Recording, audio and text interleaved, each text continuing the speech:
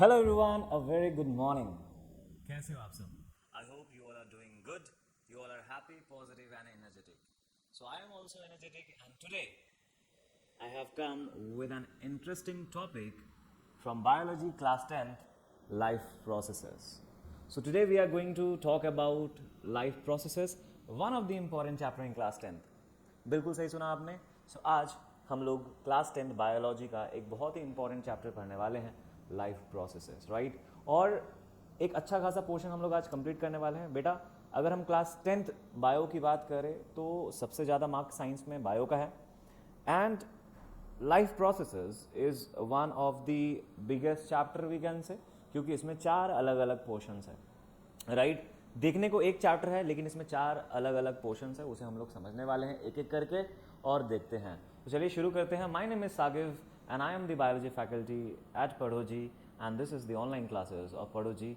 और आज हम लोग पढ़ने वाले हैं life processes, right. Okay, so if you can see here life processes, the very first chapter of biology. NCERT की अगर हम साइंस की बुक की बात करें तो चैप्टर नंबर 5 है, राइट. सो लाइफ प्रोसेसेस, बेटा जब भी हम किसी चैप्टर की बात करते हैं तो सबसे पहली चीज़ जो दिमाग में आती है कि इसका जो नाम है वो क्या है, राइट. आखिर ये क्या कहना चाह रहा है, right. At the same time we will talk about the NCERT lines, कि आखिर एनसीईआरटी में किस तरीके से जो है पूरे चैप्टर को बताया गया. तो मेरे लेक्चर्स में आप देखोगे जो पूरा का पूरा एनसीईआरटी है वो कवर हो रहा है और आपको किसी भी तरह का प्रॉब्लम नहीं आएगा, हर क्वेश्चन का आप आंसर कर पाओगे. So let us understand and let's start the chapter.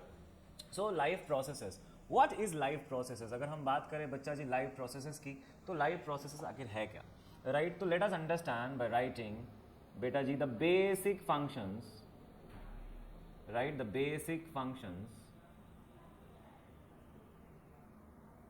the basic functions performed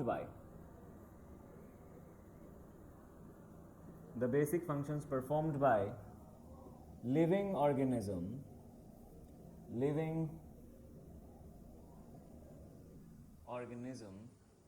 to maintain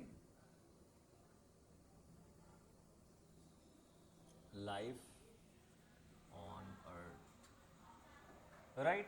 सो अगर हम डेफिनेशन की बात करें, यहां से हमें ये पता चल रहा है कि the basic functions performed by living organisms to maintain life on earth. So living organism की हम बात कर रहे हैं, that means we are talking about all the multicellular, unicellular, prokaryotes, eukaryote, those who are living, right. So in order to live we need to perform lots of basic functions, without that we will die. So अगर हम कुछ basic functions ना करें तो हम मर जाएंगे. आखिर ऐसा क्या है जिसके वजह से हम मर सकते हैं बच्चा जी, राइट. सो यहां पे बात करते हैं एसेंशियल लाइफ प्रोसेसेस की. एसेंशियल लाइफ प्रोसेसेस की. सो बच्चा अगर हम एसेंशियल लाइफ प्रोसेसेस की बात करें, so we would be able to understand and see that there are 4 basic essential life processes, without that we will die. What are those?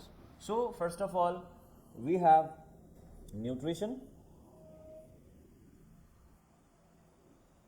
Right. We have nutrition. तो nutrition आखिर है क्या, why this is important and essential life process. तो एक एक करके हम लोग देख लेते हैं. सो बच्चा जी जब हम लोग न्यूट्रिशन की बात करते हैं, तो यहां पे हमें पता चलता है कि that's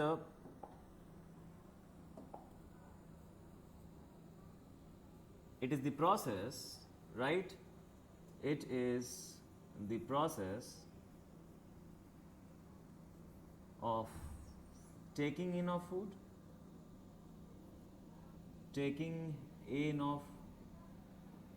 food, and utilizing it,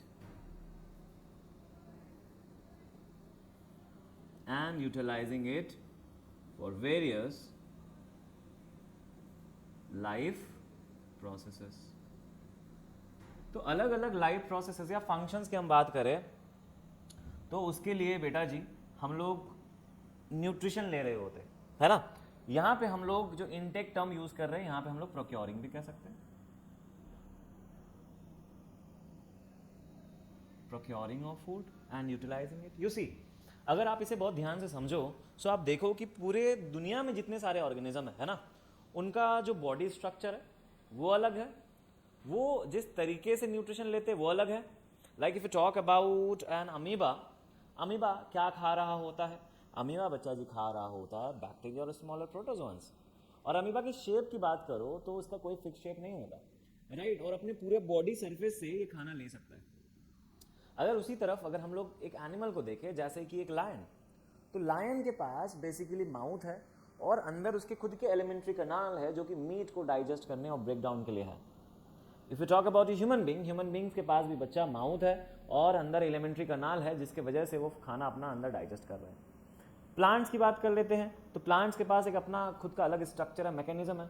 तो दुनिया में जितने भी सारे ऑर्गेनिज्म बेटा जी आप देख रहे हो, दैट इज बेसिकली प्रोक्योरिंग और taking in food for various purposes to perform various functions और to perform various life functions. तो इन सारी चीज़ों के लिए न्यूट्रिशन ज़रूरी है। सो न्यूट्रिशन की अगर हम लोग बात करें, न्यूट्रिशन आता कहाँ से? तो न्यूट्रिशन बेटा जी आता है फूड से। So food is important, yes और नो? फूड के बिना हम नहीं जिंदा रह सकते क्योंकि फूड से हमें मिलता है एनर्जी। सो फूड इंपॉर्टेंट है, that's the reason nutrition is also important. Now do you think that without nutrition we will survive? No, we will die. Without nutrition we will die, and that means that nutrition is 100% essential life process है। ये essential life process है, इसके बिना बच्चा हम लोग मर जाएंगे। तो जब हम न्यूट्रिशन चैप्टर पढ़ेंगे, सो न्यूट्रिशन क्या है ये तो हमने यहाँ पे समझ लिया, इसके बारे में थोड़ी सी और बात करेंगे और फिर आगे हम लोगों को समझ में आएगा एग्जैक्टली कि न्यूट्रिएंट्स क्या है, न्यूट्रिएंट्स के बाद मोड ऑफ न्यूट्रिशन क्या है, nutrition in plants, nutrition in animals, ये दोनों हम लोगों को करना है। तो ये बहुत इंपॉर्टेंट चैप्टर है। ओके, चलो आगे हम लोग बढ़ जाते हैं बच्चा जी। नेक्स्ट अगर हम लोग बात करें, next we have respiration. Respiration,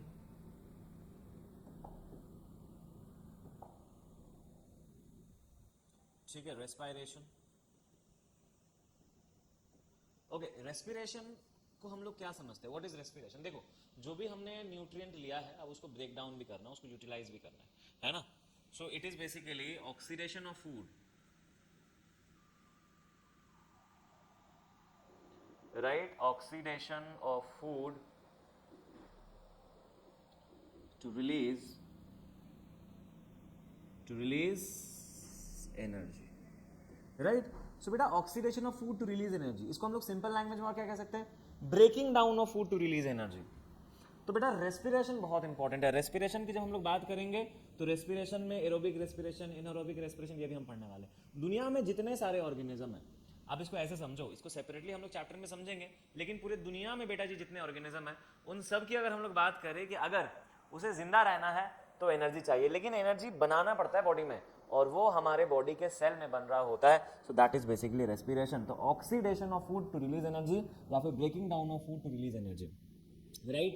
सो यहाँ पर एग्जैक्टली क्या हो रहा है कि हमारे पास कुछ फूड है, उसको ब्रेक डाउन करके हम एनर्जी बना रहे हैं, जिसमें हम लोगों ने एरोबिक या फिर एनारोबिक रेस्पिरेशन बेटा जी पढ़ रखा है। तो इसके बारे में हम लोग डिटेल्स में बात करेंगे, respiration. Now do you think कि न्यूट्रिशन के बाद अगर रेस्पिरेशन की बात करें, बिना रेस्पिरेशन के हम जिंदा रह सकते हैं? Do you think? This is not possible. Now imagine you are not breathing, you have stopped breathing, or maybe someone is closing your mouth and nose, what will happen? You will die. Why? Because oxygen is also important. Without oxygen we won't be able to make energy. हम energy बना ही नहीं पाएंगे और जिसके वजह से हम मर जाएंगे। So that means respiration is very important, essential. So this 2 points are essential. Next, let us understand the third point. The third point is beta transportation. Transportation.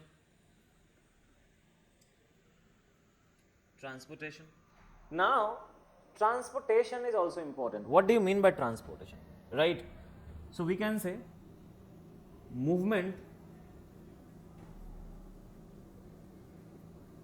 or transport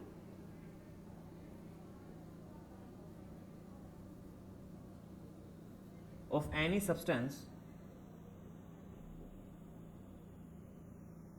ठीक है, from one region to the other in our body.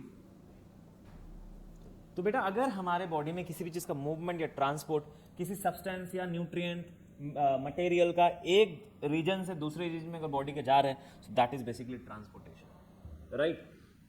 Example समझते हैं कि जो भी nutrients हमने अपने body में एब्जॉर्ब किया, जो भी गैसेस हम ले रहे हैं नोज के थ्रू, अब वो जब हमारे लंग्स में जा रहा है तो लंग्स से गैसेस एक्सचेंज हो रहा है और लंग्स से गैसेस एक्सचेंज होने के बाद वो कहाँ जा रहा है? हमारे ब्लड, राइट, और ब्लड से सेल्स तक जा रहा है। ना सोचो ये जो लंग से अगर टो तक या बॉडी के किसी पार्ट तक अगर हमें ऑक्सीजन ही सेंड करना है, so we need to transport it, we need a transportation system. So here we would be able to understand or we need to learn about transportation. तो बेटा चाहे पौधा हो, प्लांट हो या एनिमल्स हो, वहाँ ट्रांसपोर्टेशन होना ज़रूरी है, मैंडेटरी है. Without this it is next to impossible to transport anything. तो यहाँ ट्रांसपोर्टेशन एसेंशियल है. अगर हम ट्रांसपोर्टेशन करना बंद कर दें, देखो वेस्ट का ट्रांसपोर्टेशन हो रहा है, यस सर. सोचो कि जो हम खाना खा रहे हैं उसमें से कुछ वेस्ट भी है तो हमारे बॉडी के बाहर एलिमिनेट हो रहा है, लेकिन उसका ट्रांसपोर्टेशन हो रहा है. साथ ही साथ अंदर सेल के अंदर सेलुलर रेस्पिरेशन करने के बाद मेटाबॉलिक वेस्ट रिलीज होता है, उसका भी ट्रांसपोर्ट करके हम बॉडी से बाहर निकाल रहे हैं. न्यूट्रिएंट को एक जगह से इंटेस्टाइन से लेकर के पूरे बॉडी में भेजना ट्रांसपोर्टेशन है. प्लांट्स में रूट से लेकर के लीफ तक पानी का आना, मिनरल्स का आना, और लीफ से खाने का पूरे बॉडी प्लांट्स में फैल जाना, ट्रांसपोर्टेशन ही तो है. तो सोचो कि अगर ये ट्रांसपोर्टेशन रुक जाए, डू यू थिंक कि हम बच पाएंगे, या कोई पौधा या फिर कोई जानवर बच पाएगा, कोई ऑर्गेनिज्म बच पाएगा? बिल्कुल नहीं बेटा. चाहे सेल की हम बात करते हैं, क्लास 9 पे हम लोगों ने सेल पढ़ रखा है. सेल के अंदर जो मूवमेंट है, अंदर जो साइटोप्लाज्म के अंदर जो मूवमेंट है, उस मूवमेंट की वजह से जो न्यूट्रिएंट एक जगह से दूसरी जगह पहुंच रही होती है, वही तो ट्रांसपोर्टेशन है. Transportation is important and essential, and without this any organism will die, and that's the reason this is essential, जिसको हम लोग सेपरेटली चैप्टर वाइज में चैप्टर में भी देखेंगे.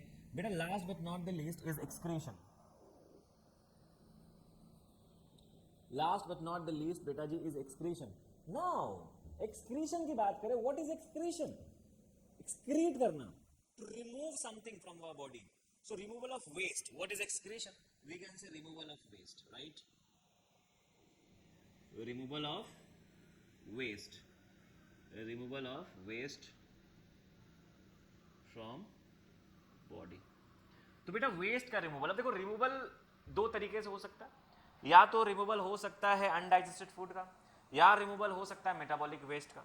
दोनों ही केस में अगर हमने वेस्ट को रिमूव नहीं किया, we will die. Imagine that someone is constipated. Imagine constipation है किसी को और लगातार है, क्या होगा? The person may die. The person may suffer first of all irritation, क्योंकि अगर हमारी गट ही क्लियर नहीं होगी तो फिर हम आगे कैसे खाएंगे, और वो गट के अंदर सड़ता रहेगा, सड़ता रहेगा, सड़ता रहेगा, और आपके बॉडी के अंदर टॉक्सिन्स जमा होते रहेंगे, होते रहेंगे, होते रहेंगे, and you will die. Now imagine कि हमारे बॉडी के अंदर जो भी मेटाबॉलिक वेस्ट है, चाहे आप कार्बन डाइऑक्साइड की बात करो, चाहे आप यूरिया की बात करो, या किसी ऑर्गेनिज्म में अमोनिया की बात करो, यूरिक एसिड की बात करो, ये सारे के सारे वेस्ट हैं. और अगर इन वेस्ट को ही हम नहीं निकाल पाए, सो हमारा बॉडी बेटा फुल ऑफ टॉक्सिन्स हो जाएगा, पूरे बॉडी में टॉक्सिन्स भर जाएंगे, और ये हमारे लिए बहुत खतरनाक हो सकता है. So in this case we need to remove that toxins. तो स्किन के थ्रू, लंग्स के थ्रू, किडनी के थ्रू, राइट, हमारे बॉडी से इजेशन प्रोसेस के थ्रू, एक्सक्रीशन प्रोसेस के थ्रू हम इन सारे वेस्ट को रिमूव करते हैं, जिससे हमारे बॉडी के अंदर एक रिलीफ और एक कंटिन्यूटी रहती है. So the day you will stop removing the waste, you will start facing problems. Toxins जमा होने की वजह से, टॉक्सिन्स आर जहर, so you will die. So ultimately, after understanding these 4 points, now we have got a clear idea that all these 4 life processes are actually essential for survival. So if someone is asking you mention 4 life processes, you will definitely say that nutrition, respiration, transportation, excretion are important life processes. Got it? Now, one more question. Do you think that reproduction is life processes?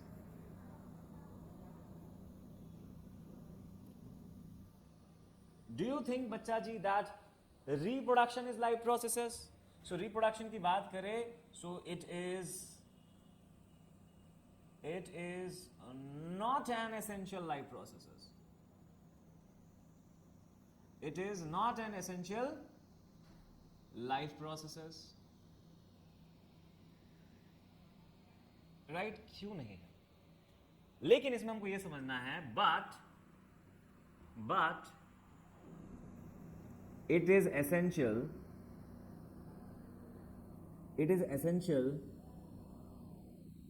for the population, or we can say continuation of any race.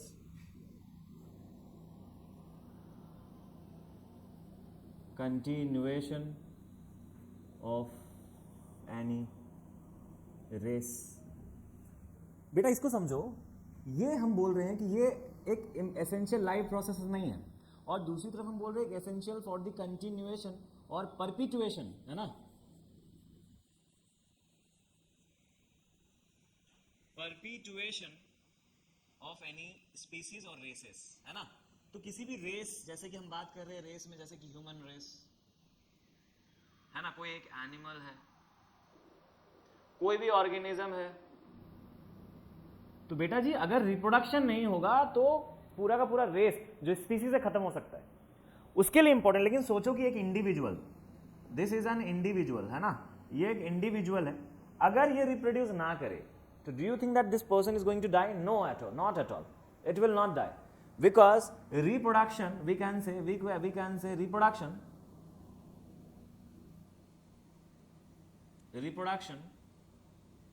for an individual is a choice, right? It's not mandatory for him or her. So for suppose a person is planning not to marry, or maybe after marrying planning not to take child, or not planning for any babies, do you think that the couple or the person will die? No, नहीं मरने वाले. So in that case reproduction बच्चा जी is a choice, reproduction is a choice, it's not a part of life processes. So nutrition, respiration, transportation and all the processes which comes under this steps, nutrition, respiration, transportation, excretions are going to be important for survival, but reproduction or its process is not going to be important for life processes. तो life processes का definition हमेशा दिमाग में रखना बच्चों. यहां हम बात कर रहे हैं बेसिक फंक्शन की, performed by living organism to maintain life on earth. अपने एक ऑर्गेनिज्म की बात हो रही है जो कि अपने सर्वाइवल के लिए जो प्रोसेस कर रहा होता है, उन सारी चीजों को हम लोग लाइफ प्रोसेसेस कह रहे हैं. तो ये हमारा यहाँ पर पूरा का पूरा जो कॉन्सेप्ट है क्लियर हो जाता है. राइट नाउ अगर बच्चा जी हम एनसीईआरटी की बात करें, है ना, ये सारी बातें जो मैंने आपको बताई है ये एग्जैक्टली एनसीईआरटी भी हमें कह रहा है. लेकिन जब एनसीईआरटी अपनी लाइन स्टार्ट कर रहा है, वहां एक क्वेश्चन पूछ रहा है. क्या क्वेश्चन पूछ रहा है? बोल रहा है criteria to decide whether something is alive. So what are the criteria to decide whether something is alive? यहां पे हम लोग एक क्वेश्चन मेंशन कर लेते हैं, what are the criteria to decide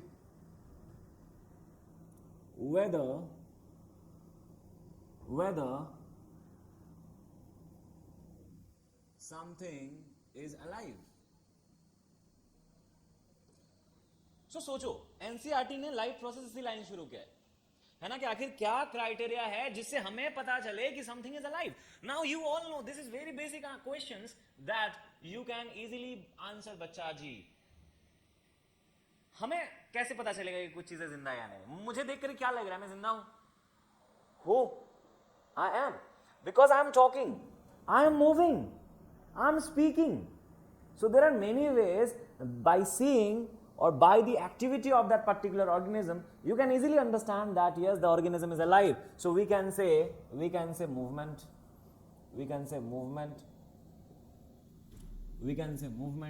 so because of movement we can easily understand. So a lion is chasing a deer to eat, right? A process of nutrition is going on, but here by seeing that lion or the deer you can easily identify that the deer and the lion is alive because they all are moving. So movement, the way, for suppose if I am walking, if I am walking I am moving, that means I am alive, right? But don't take it, this example with everything non-living things. A fan is running, moving, that means it is live. No, because the fan is running with some extra effort, extra energy, right? That is definitely the electrical energy, but that is different. I am talking about any organism, living organism. So the basic point should be movement. Now under movement bachcha ji there would be 2 points. One is visible movement,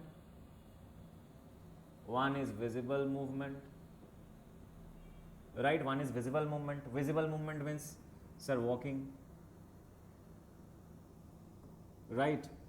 Moving, right? There breathing.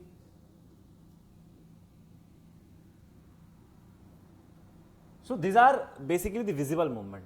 So when we are sleeping also, at that time also what we are exactly seeing, if someone is sleeping at that time you are seeing that the body is moving up and down, By seeing that person, you can easily understand that yes, he is alive because the body is moving, right? So movement may be visible and at the same time it may be invisible. It may be invisible movement. It may be invisible movement too. Invisible movement की बात करें तो movement of ions, है ना, movement of ions, right?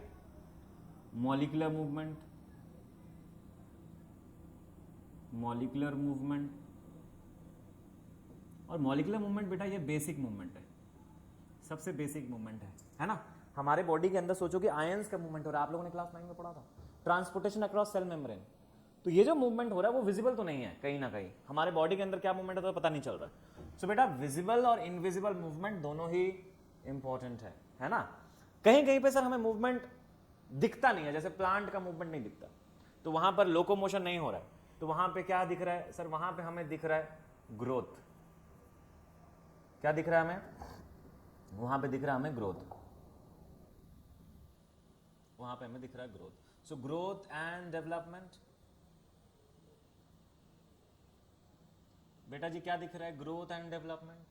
So growth and development भी बहुत important point है, जहां से हमें पता चल सकता है कि भैया वो जो है जिंदा है. तो आपने एक छोटा सा पौधा लगाया था, है ना, जब आप 5 साल के थे, वो पौधा भी 5 फीट का था मे बी. अब आप 15 साल के हो चुके हो और वो पौधा 20 फीट का या 40 फीट का हो चुका है ना. Imagine see the size. तो आपको वहां से पता चल रहा है. कभी कभी हमें अपीयरेंस से भी पता चल जाता है ना, अपीयरेंस से भी पता चल जाता है. अपीयरेंस जैसे कि अगर एक पौधा ग्रीन है तो वहां से भी हमें पता चल जाता है कि yes it is exactly living, है ना. साथ ही साथ बेटा सेंसेशन, सेंसेशन से भी पता चलता है. और किससे पता चलता है बेटा, रेस्पॉन्ड टू स्टिमुलाई, है ना, रेस्पॉन्ड टू स्टिमुलाई. तो बेटा हमारे बॉडी में एक तो बहुत सारे सेंसेशन हो रहे होते हैं, है ना, उससे भी पता चल रहा होता है. दूसरा, अगर हम किसी चीज के प्रति रेस्पॉन्ड कर रहे हैं, जैसे फॉर सपोज कि मैं ऐसे खड़ा हूं, अचानक से आंखों के सामने से कीड़ा उड़ के जाएगा, तो क्या मैं ऐसे ही रहूंगा? कीड़ा जैसे आएगा, अरे ये क्या था, समझ रहे हो. तो हमारे बॉडी में बेटा ये जो चेंजेस अचानक से आते हैं, है ना, वो किसके वजह से आते हैं, रेस्पॉन्ड स्टिमुलेशन की वजह से. तो स्टिमुलेशन क्या है, स्टिमुलेशन वी कैन से कि बेटा एक ऐसा प्रोसेस जिसके वजह से हमारे बॉडी में कुछ ना कुछ चेंजेस आते हैं, है ना, इंटरनल और external changes due to some external और इंटरनल थिंग. सो इसे हम क्या कह सकते हैं, रेस्पॉन्ड टू स्टिमुलाई. जैसे फॉर सपोज आप बैठे हो, सोए हो, और आपका हाथ लेकर किसी ने गर्म चाय में डुबा दिया, अचानक से हाथ निकालोगे, तो बेटा वो जो गर्म चाय थी, वो जो गर्म पानी या टी, वो एज ए स्टिमुलेशन काम किया. आपके बॉडी के अंदर रिसेप्टर्स होते हैं स्किन के अंदर, वो रिसीव किया और रिसीव करके सीधा जाता है आपके स्पाइनल कॉर्ड या ब्रेन के पास, डिपेंडिंग की कौन सा नज़दीक है, मैसेज कहाँ जल्दी पहुँच जाए, और फिर वहाँ पर से हम रिस्पॉन्ड करते हैं बेटा जी. तो respond to stimuli is also one of the criteria to decide if something is alive, है ना. और क्या क्या होगा बच्चा, अगर बच्चा जी कुछ रिप्रोडक्शन हो रहा है, तो रिप्रोडक्शन के वजह से भी हमें पता चलता है, या तो फिर बेटा जो भी लाइफ प्रोसेसेस है, जो भी हमने लाइफ प्रोसेसेस पढ़ रखा था उसमें 1 2 3 4 न्यूट्रिशन, रेस्पिरेशन, सारी चीज़ों में पता चल सकता है. तो बेटा जी ये जो सारे के सारे मैंने पॉइंट्स बताए, यहाँ से हमें पता चल जाता है कि यस समथिंग इज अलाइव और नॉट. तो ये बहुत ही इंपॉर्टेंट एक पॉइंट है जिसमें हम लोग एक के बाद एक पॉइंट पढ़ के याद रख सकते हैं, राइट. चलो और हमें आगे देखना है, आगे देख लेते हैं बेटा. इसके बाद हम लोगों को ये समझना है एक और सवाल, है ना, जैसे हमारी एनसीईआरटी हमें बता रही है कि भाई carbon based molecules are important. क्या बता रही है, बता रही है carbon based molecules are important.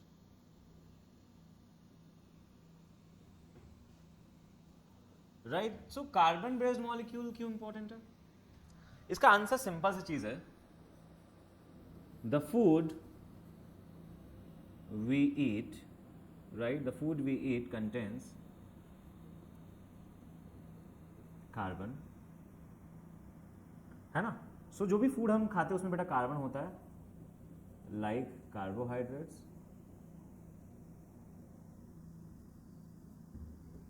Right, protein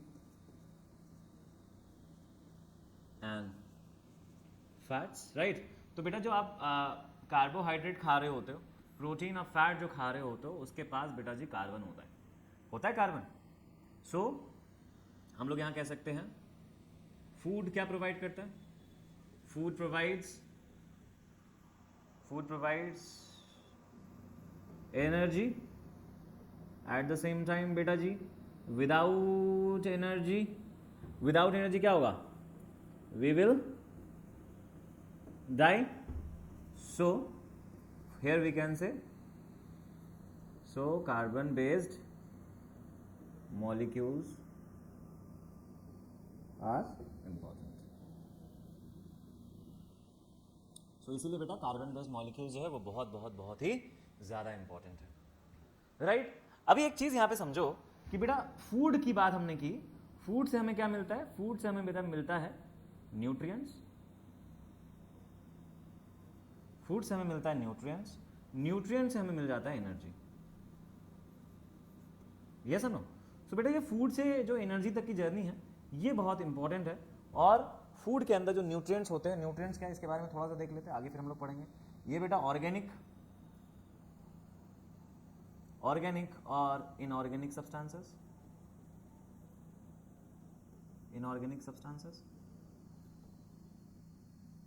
तो बेटा ये ऑर्गेनिक या तो फिर इनऑर्गेनिक सब्सटेंसेस है, जिसके वजह से हमारे बॉडी में ऐसे बहुत सारी प्रोसेसेस हो सकती है, जैसे सेल के अंदर जो रिपेयरिंग का काम है और भी बहुत सारी मेटाबॉलिक एक्टिविटीज उसमें सपोर्टिव रोल का काम कर रहा होता है, एनर्जी वगैरह देना, हर एक काम। तो ऑर्गेनिक और inorganic substance utilise by body to perform various functions are the nutrients, है ना। तो न्यूट्रिएंट्स इसलिए इंपॉर्टेंट है। चलो आगे थोड़ा सा और क्वेश्चन पढ़ते हैं, उसके बाद हम लोग डायरेक्ट एनसीईआरटी में जाएंगे and we would be able to understand what exactly chapter is और the introductory part is actually telling you, है ना।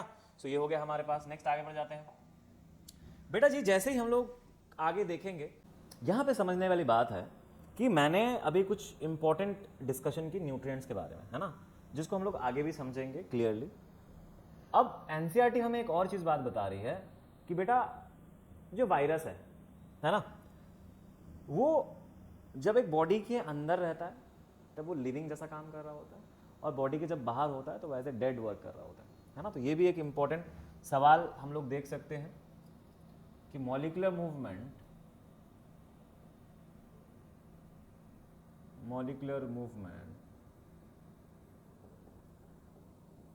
is absent in virus when it is outside a host body। देखो ऐसा क्यों होता है, इसको समझो। बोल रहे हैं molecular movement is absent in virus when it is outside a host body, ठीक है, okay. So why molecular movement is absent? We need to understand first by writing the answer. So बेटा we need to understand what is a virus, है ना। Virus की अगर हम बात करते हैं बेटा, वायरस क्या है? Virus is a connecting link. क्या है बेटा? Virus is a connecting link. Virus is a connecting link between, right, between living and non-living। तो बेटा वायरस जो है वो एक कनेक्टिंग लिंक है between living and non living. समझो इसको ध्यान से, क्लास 9 में हमने पढ़ा था, क्लास 8 में भी कि वायरस जो है वो एक कनेक्टिंग लिंक है लिविंग और नॉन लिविंग के बीच में, राइट। सो अगर हम इसकी बात करें, इसके स्ट्रक्चर की, तो वो ए सेलुलर स्ट्रक्चर, मतलब कोई सेल नहीं है ना, तो इसके पास कोई मेम्ब्रेन नहीं है, तो बाकी सारी चीजें भी नहीं है। So it is made up of, किससे बना है बेटा? It is made up of genetic material, है ना, it is made up of genetic material and a protein coat and a protein coat called capsid। तो बेटा इसके ऊपर बस कैप्सिड एक प्रोटीन का कोट है और कुछ नहीं पता, ठीक है। It doesn't have or it does not have cell membrane or protoplasm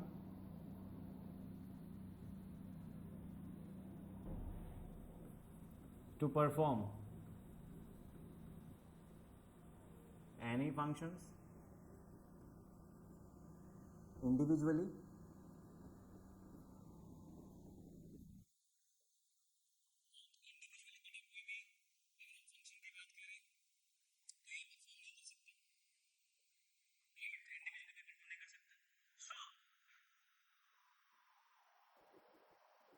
so when it is outside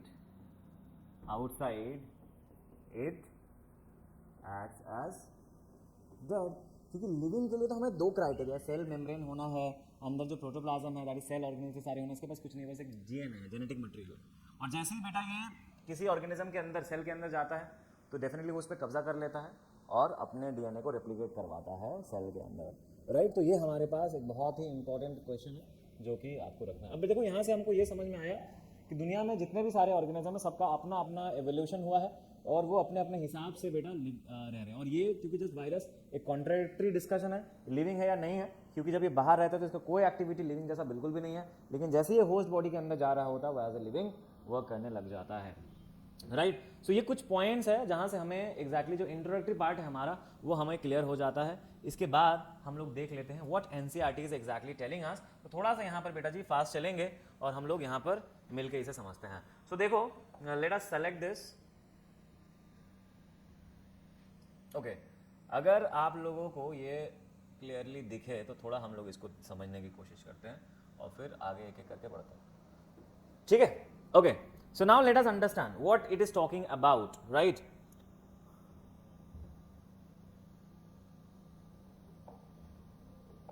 So मैं यहाँ पे रेड लाइन ले लेता हूँ आपको समझाने के लिए। चलो, so बेटा हाउ, क्वेश्चन क्या स्टार्ट कर रहा है, how do we tell the difference between what is alive and what is not alive. हमें कैसे पता चले कि भाई कोई चीज जिंदा है या नहीं, जो कि मैंने आपको बता दिया, criteria to decide whether something is alive. So अगर आप देख रहे हो कि एक डॉग दौड़ रहा है या एक काउ च्यू कर रही है or a man shouting loudly like me on the street, we know that these are living beings. What if the dog or the cow or the man were asleep? ना हमें ये पता चला कि जो एक्टिविटी हम कर रहे हैं उसके मूवमेंट की वजह से हमें पता चल रहा है कि यस वो जिंदा है। लेकिन व्हाट इफ अगर हम सो रहे हो, गाय हो, डॉग हो या कोई दूसरे एनिमल्स, अगर वो सो रहे हो तो बेटा वहां पर हमें पता चलेगा we would still think that they were alive, but how did we know that. हम तब भी सोचेंगे कि वो जिंदा है, लेकिन यहाँ हमें कैसा पता चलेगा कि वो जिंदा है। तो मैंने बताया था आपको जो ब्रीदिंग प्रोसेस है उससे पता चल जाएगा, मूवमेंट तो हमें दिखेगा ही, साथ ही साथ एक्टिविटीज होती है। So we see them breathing, देखो यहाँ पे बता रहा है एनसीईआरटी कि भैया ब्रीदिंग के थ्रू हमें पता चल जाएगा and we know that they are alive, इससे हमें पता चल जाएगा जिंदा है। लेकिन बेटा जी व्हाट अबाउट प्लांट्स, प्लांट्स के बारे में हमें कैसा पता चलेगा कि प्लांट जो है कि भाई वो जिंदा है या नहीं है। What is it, wait no,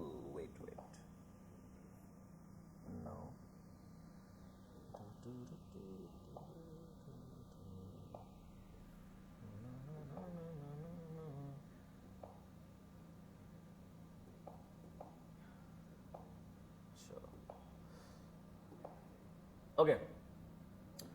सो बच्चा जी व्हाट आई वाज सेइंग कि how do we know that they are alive, लेकिन हमें कैसे पता चलेगा कि वो जिंदा है। सिंपल सी चीज है, हमें इस वजह से पता चलेगा कि सर उसकी जो अपीयरेंस है ना, देखो ग्रीन कलर का दिखेगा, प्लांट जो है बेटा वो ग्रीन कलर का दिखेगा। जब आपको ग्रीन कलर का पौधा दिखेगा तो हमें ये पता चल जाएगा कि हाँ वो जिंदा है। ना some of us will say but what about plant that have leaves of colour other than green, लेकिन ऐसे कोई पौधे हैं जो कि ग्रीन कलर के नहीं किसी और कलर के, how would be able to understand.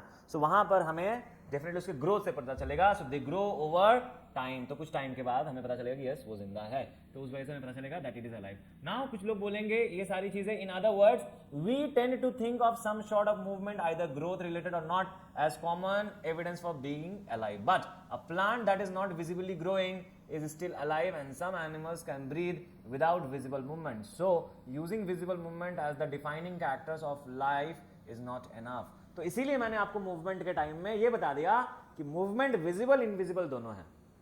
ऐसा नहीं है कि सिर्फ विजिबल मूवमेंट को हम देख के बता दें कि भैया वो जिंदा है, इनविजिबल मूवमेंट के बारे में भी हमें पता करना होगा, right? So movement over very small scales will be invisible to the naked eyes. Movement of molecules for example is this invisible movement necessary for life. लेकिन क्या जरूरी? बिल्कुल 100% जरूरी है. व्हाट डू यू थिंक? अगर हम सेल की बात कर रहे हैं, अगर इस सेल में बेटा जी मूवमेंट ही नहीं हो रहा है, इन एंड आउट नहीं हो रहा है, डिफ्यूजन नहीं हो रहा है, endocytosis, exocytosis, transportation across plasma membrane, blood flow करके एक जगह से दूसरी जगह नहीं जा रहा है, ऑक्सीजन ट्रांसपोर्ट नहीं हो रहा, do you think that we will live? No, we will die. Immediately we will die. The answer होगा yes, we will die. So if we ask this question to professional biologist, they will say yes. In fact, virus do not show any molecular movement in them until they infect some cell. जो मैंने आपको question करा दिया यहाँ से. And that is partly why there is a controversy about whether they are truly alive or not. और यहाँ पर एक कंट्रोवर्सी है कि भैया वो सच में जिंदा है भी या नहीं है, क्योंकि जब वो बाहर रहते वो ऐसा कुछ भी शो नहीं कर रहे कि जिससे पता चल रहा है कि वो जिंदा है. But at the same time अगर वो किसी होस्ट बॉडी के अंदर, तो वो पता चलता है कि वो जिंदा है, because it is replicating now its DNA replicate कर रहा है, कंटिन्यूअसली करवा रहा है सेल से, right? So why are molecular movement needed for life? Molecular movement क्यों चाहिए? We have seen in earlier classes that living organisms are well organised structures. They can have tissues have cells have smaller components in them, that is organ and organ system and so on. Because of the effect of the environment, this organized, ordered nature of living structures is very likely to keep breaking down over time. और बेटा जी जो हम देखते हैं ना, जैसे कि सबसे पहले तो बेटा सेल है, सेल के बाद डेफिनेटली टिश्यू है, टिश्यू के बाद हमें नजर आता है कि बेटा ऑर्गन है, और फिर यहाँ से ये स्ट्रक्चर चलता रहता है. लेकिन एवोल्यूशन हमें ये बताता है कि इसमें कुछ ना कुछ चेंजेस आता है, डिपेंडिंग कि वो ऑर्गेनिज्म किस इन्वायरमेंट में है और उस इन्वायरमेंटल फैक्टर की वजह से उनके बॉडी में क्या चेंजेस आया. तो यस, ओवर द टाइम ये चेंजेस आते रहते हैं, ब्रेकिंग डाउन होता रहता है. If order breaks down, the organism will no longer be alive. लेकिन बेटा जो ऑर्डर ब्रेक डाउन हो जाएगा, मतलब सोचो कि सेल, टिश्यू, ऑर्गन सिस्टम, अगर ये इसमें से कुछ एक मिसिंग हो गया तो ऑर्गेनिज्म बिल्कुल जिंदा नहीं रहेगा, है ना? मतलब सेल ही खत्म है, so definitely the organism will not be alive. Impossible है, क्योंकि सेल से ही सारा सिलसिला है. सो living creatures must keep repairing and maintaining their structures. Since all these structures are made up of molecules, they must move molecules around all the time. जैसे हम लोगों ने क्लास 9th में सेल के बारे में बेटा पढ़ रखा था कि सेल जो है it is basically phospholipid bilayer and protein structure. बना किससे है? यहाँ पर फॉस्फेट ग्रुप है, लिपिड्स है, यस और नो, अंदर बहुत सारी ऐसी चीजें हैं जिसकी वजह से हमारा जो है सेल बना है. अब सोचो कि वियर एंड टियर हो रहा है, सेल में डैमेज आ रहा है, उसको रिपेयर करने के लिए आपको कंटिन्यूटी चाहिए, वरना हम मर जाएंगे. What are the maintenance process in living organism? Let us explain. तो भैया let us explore, we need to understand कि जो मेंटेनेंस प्रोसेसेस क्या है, तो उसके लिए हमें समझना है कि what are life processes. Life processes क्या है? I have already explained you in the first lecture that life processes, बेटा जी life processes is basically a process in which a living organisms perform various functions to maintain life processes. Right? So life process का definition हम लोगों ने देख रखा है कि भाई basic functions perform by living organism. तो कुछ कुछ बेसिक फंक्शन जो लिविंग ऑर्गेनिज्म परफॉर्म कर रहे हैं, राइट? तो उसके लिए हम कह सकते हैं कि उसे life process. Since maintenance process अगर हम लोग देखें, एक मिनट, सो अगर बेटा जी मेंटेनेंस प्रोसेस को अगर हम लोग समझे, वो किसी भी डैमेज या फिर ब्रेकडाउन को रोक रहा होता है, और उसके लिए बेटा एनर्जी चाहिए होता है. ठीक है, this energy comes from outside the body of the individual organisms. और ये जो ऑर्गेनिज्म है वो कहां से आ रहा है? बाहर से. कैसे? जो हम लोग रॉ मटेरियल्स ले रहे हैं. So there must be process to transfer a source of energy from outside the body to the organism which we call food to the inside, a process we commonly call nutrition.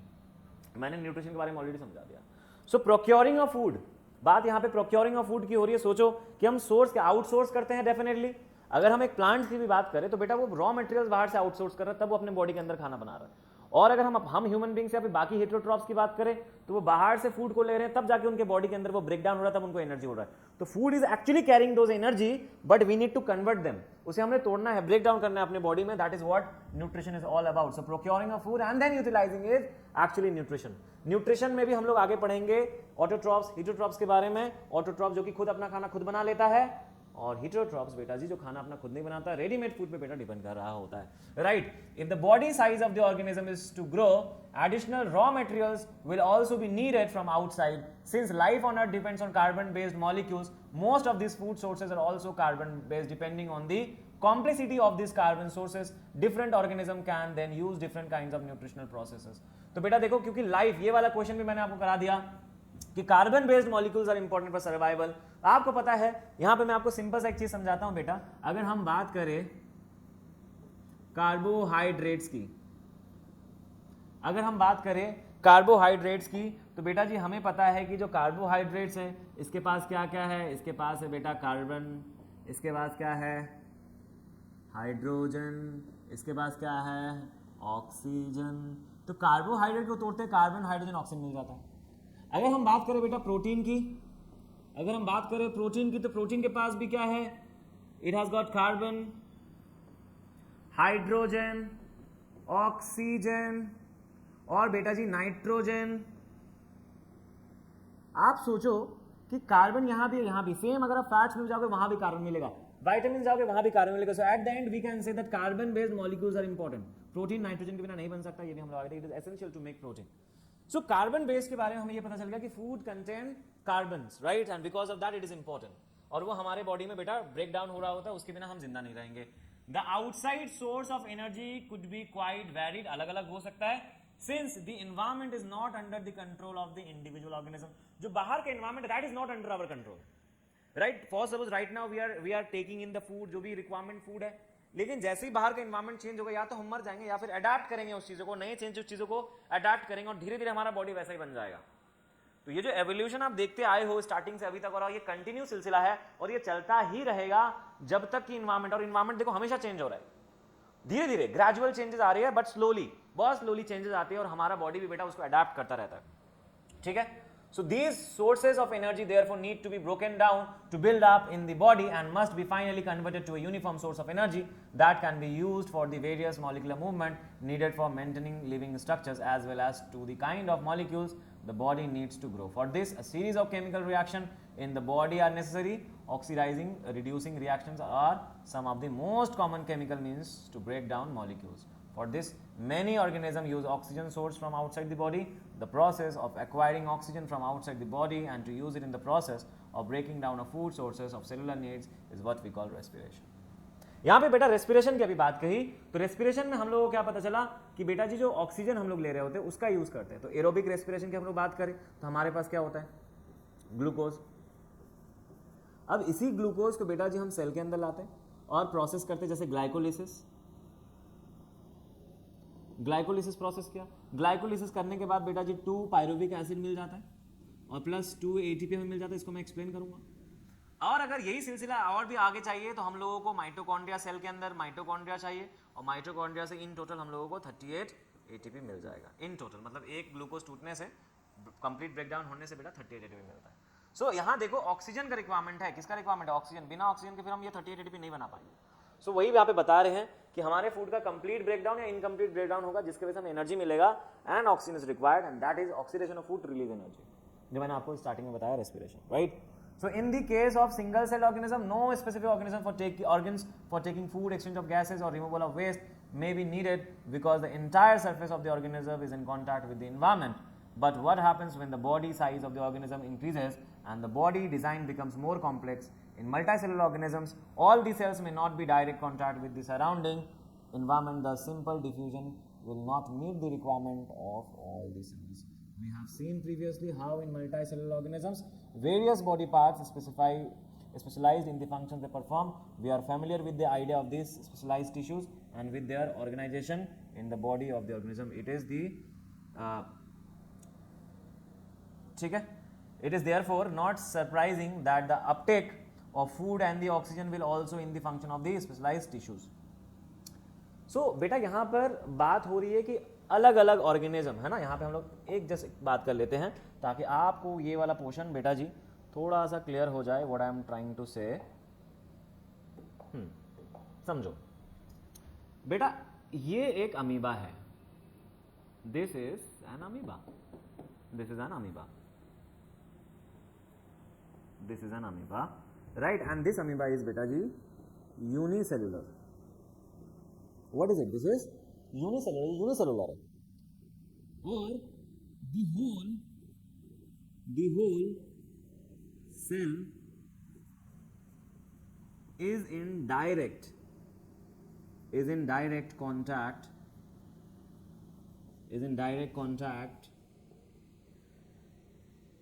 with the environment,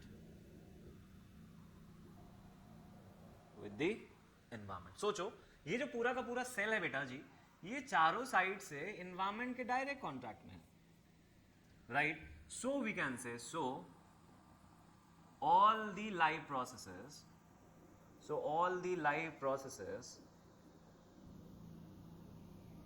are done in single cell. तो बेटा जितने भी life process हम लोग देखे वो एक single cell के द्वारा ही किए जाएगी, ठीक है? So all the life processes are done in single cell और by the single cell. Respiration ले लो, ट्रांसपोर्टेशन ले लो, एक्सक्रीशन ले लो, हर एक चीज़ एक सिंगल सेल करेगा। लेकिन बेटा जी वहीं पे अगर हम लोग बात करते हैं एक ह्यूमन बींग्स की, है ना, अगर हम लोग बात करते हैं यहाँ पर एक ह्यूमन बींग्स की, सो मान लेते हैं बेटा जी एक ह्यूमन बींग्स की बात करते हैं। So this is human being. तो ये अगर एक ह्यूमन बींग है, एक बॉडी बिल्डर है ना, ये एक ह्यूमन बींग है। तो बेटा ये एग्जैक्टली देखा जाए तो दिस इज मल्टी सेलुलर, है ना, दिस इज मल्टी सेलुलर, ये मल्टी सेलुलर। इसका क्या होगा? द सेल्स में not be in direct contact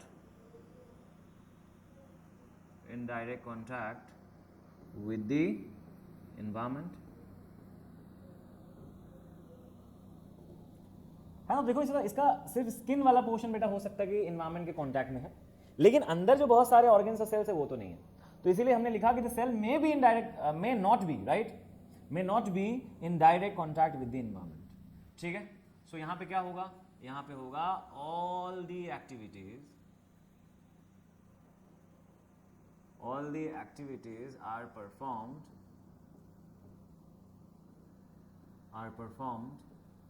by different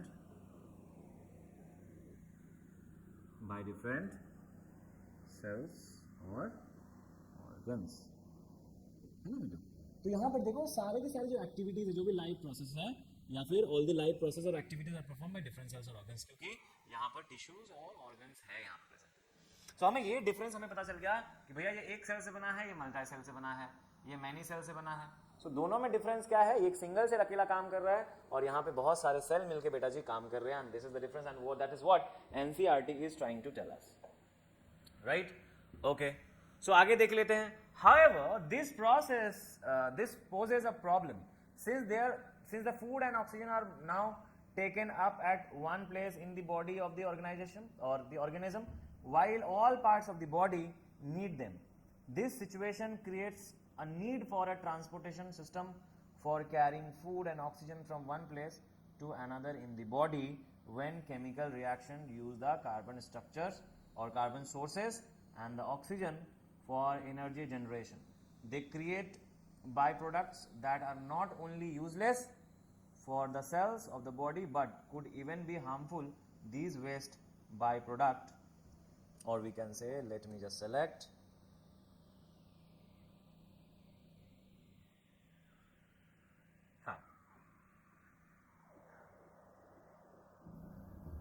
right, by okay, now you see, could be even harmful. These waste by products are therefore need to be removed from the body and discarded outside by a process called excretion. Again, if the basis or the basic rule for body is completely different, right? Okay, so excretion की बात यहाँ पे कर रहा है हमारा NCERT कि बेटा अगर हम अपने बॉडी से, है ना, चीज़ों को अगर रिमूव नहीं करेंगे तो वो हमारे बॉडी में कहीं ना कहीं रह जाएगा, है ना। देखो जैसे ये हमारा एक सिंगल सेल का ऑर्गेनिज्म था, ये हमारा मल्टी सेल का ऑर्गेनिज्म था। बेटा ये जो भी बॉडी के अंदर, है ना, ये जो भी अपने बॉडी के अंदर बेसिकली फूड को लाएगा, उसको ब्रेक डाउन करने के बाद उसको अपने बॉडी के अंदर एब्जॉर्ब तो करेगा ही, राइट, लेकिन जो वेस्ट है बेटा उसको रिमूव भी करेगा। सेम जो ह्यूमन बींग से जो फूड को लेगा उसके बाद जो मेटाबॉलिक वेस्ट होगा उसको बॉडी के बाहर बेटा रिमूव भी करेगा। सो दोनों के अंदर डिफरेंस क्या है? इसमें एक सिंगल सेल है और इसमें बेटा अलग अलग सेल। तुम सोचो कि हमारे बॉडी के पास बेटा लंग्स है, अब लंग्स के पास ऑक्सीजन आ रहा है लेकिन टो तक पहुंचना है हमको ऑक्सीजन। अब ये लंग से टो तक कैसे आएगा? या तो सिंपल प्रोसेस है डिफ्यूजन के थ्रू आ सकता है, लेकिन अगर डिफ्यूजन के थ्रू नहीं आ रहा है सो इन दैट केस कि ये वाला जो प्रोसेस है हमको एक पाइप सिस्टम बनाना पड़ेगा। हमको क्या करना होगा? हमको एक पाइप सिस्टम बनाना पड़ेगा और उस पाइप सिस्टम से बेटा जो लंग से ब्लड को फ्लो करके टो तक या फिर पूरे बॉडी पार्ट तक फैलाएंगे ताकि जल्द से जल्द ये सारा प्रोसेस हो पाए। So this is exactly transportation. तो ट्रांसपोर्टेशन इज इंपॉर्टेंट, चाहे प्लांट हो या एनिमल्स हो, ट्रांसपोर्टेशन बहुत इंपॉर्टेंट है। So this is what NCERT is talking all about, right. आगे देख लेते हैं। सो यहाँ पे बोल रहे थे जो body design in multicell organisms are followed specialised tissues, है ना, फॉर एक्सक्रीशन। जैसे हमारे पास बेटा क्या है एक्सक्रीशन के लिए? हमारे पास है बेटा जी लंग्स, हमारे पास है बेटा जी स्किन, हमारे पास है kidney,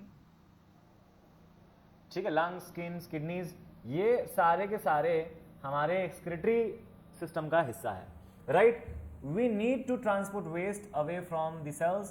This excretory tissue, let us consider these various processes so essential to mental life one by one. एक के बाद एक पढ़ेंगे और समझेंगे। तो उसको समझने से पहले बेटा एक बार देख लेते हैं why is diffusion insufficient to meet the oxygen requirement to multicellular organisms like humans। जैसा मैंने बताया, क्योंकि अगर हम डिफ्यूजन के थ्रू लंग से टो तक बेटा लेके जाएंगे it will take more than 3 years, 3 साल से ज्यादा लग जाएगा। So diffusion is a slow process and we need oxygen immediately, so we need a transport system. So by this definitely it will not sufficient to survive. Next, what are the criteria to decide whether something is alive? जो कि मैंने कर दिया, आपको बता दिया है।